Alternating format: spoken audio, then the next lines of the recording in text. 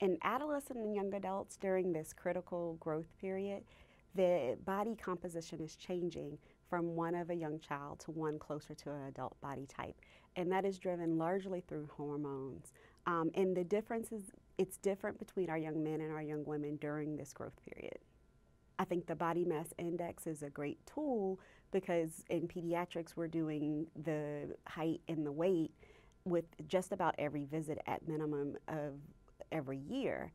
I think other tools are not nearly as convenient with that, so another tool that uses those vital signs that we take on a consistent basis would be ideal. Well, my biggest struggle with my families has to do with encouraging them to make healthy changes. And regardless of your weight status, you really should have healthy habits. You don't need to be a normal weight person and eat a lot of processed food and sugar and junk food all the time.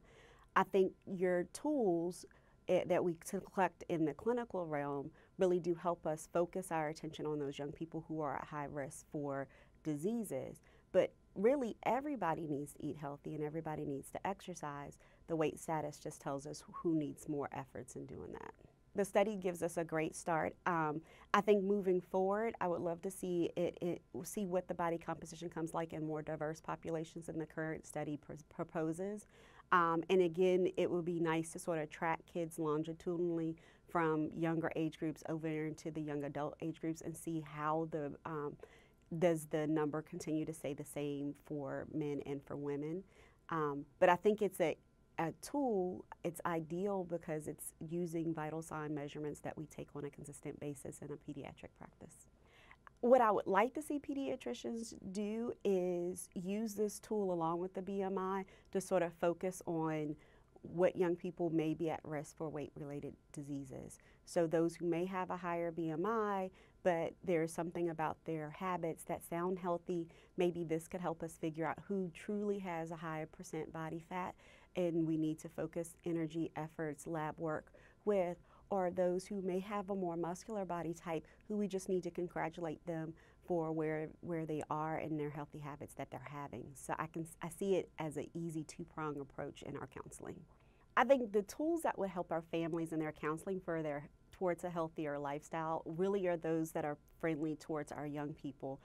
Tools that sort of poke or prod or require a lot of training in the pediatric office won't be used very often and can't be used repeatedly as our families come in and they're continuing to work on their healthy habits. Tools that use vital signs that we take on a consistent basis are actually very clinic friendly and are going to be easy to teach around the country to other clinicians.